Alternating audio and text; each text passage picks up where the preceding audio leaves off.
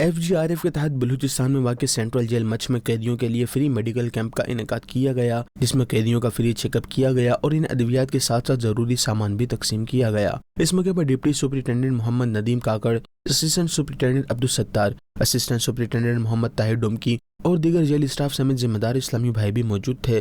اس موقع پر جیل حکام کو نگران مجلس FGRF نے نیکی کی دعوت دیتے ہوئے توبہ کے فضائل بیان کیے۔ تقریب کے اختتام پر جیل افسران ڈپٹی سپرنٹینڈنٹ محمد ندیم کاکڑ نے دعوت اسلامی کی کاوشوں کو سراہا اور اپنی نئے خواہشات کا اظہار بھی کیا۔ آج جو فیضان قرآن فاؤنڈیشن نے جو یہاں پہ میڈیکل کیمپ لگایا، یہاں پہ انہوں نے قیدیوں میں گرم کپڑے وغیرہ اور کمبل جو ڈسٹریبیوٹ کیے، اس کے لیے ہم ان کا بہت مشکور ہے، بہت شکریہ ان کا ادا کرتے ہیں، ان کی پوری ٹیم کا۔ یہ ان کی پہلی مرتبہ نہیں ہے، نہ ان کی پہلی ایکٹیویٹی ہے یہاں پہ، پہلے بھی وہ لوگ یہاں پہ ایکٹیویٹیز کر چکے۔ جب بھی ہمیں ضرورت پڑی، جب بھی ہمیں ان سے کوئی ڈیمانڈ کی تو انہوں نے بر وقت قیدیوں کی خدمت بھی کی اور یہاں پہ جو بھی ہماری ضروریات تھی وہ پوری کی۔